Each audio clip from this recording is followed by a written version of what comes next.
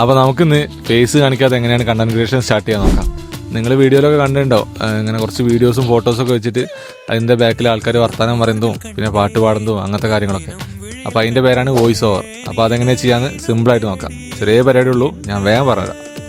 അപ്പോൾ ആദ്യം തന്നെ നമുക്ക് ക്യാപ്കട്ട് ഓപ്പൺ ആക്കിയിട്ട് നമുക്ക് വേണ്ട വീഡിയോസൊക്കെ സെലക്ട് ചെയ്യാം. നിങ്ങൾ എടുത്ത് വെച്ച വീഡിയോസ് എടുത്താൽ മതി. ഞാൻ ഇപ്പോൾ തൽക്കാലം എൻ്റെ വീഡിയോസ് തന്നെ എടുക്കുകയാണ്.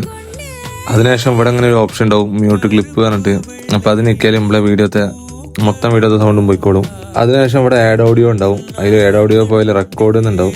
അപ്പോൾ റെക്കോർഡ് തൊടുക. എന്നിട്ട് നിങ്ങൾക്ക് റെക്കോർഡ് ചെയ്യാൻ ആ ബട്ടൺ നിൽക്കിയാൽ 1 2 3 എന്ന് പറഞ്ഞിട്ട് പിന്നെ റെക്കോർഡ് ആവാൻ തുടങ്ങും. അപ്പോൾ നിങ്ങൾക്ക് വേണ്ട കാര്യങ്ങൾ പറയാം.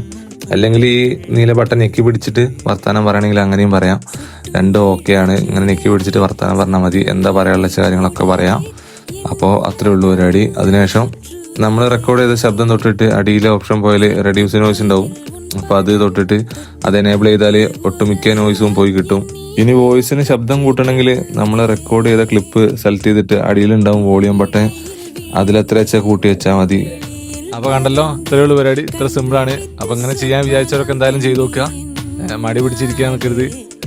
അപ്പോൾ നമുക്ക് അടുത്ത വീഡിയോ കാണാം. Bye bye bye.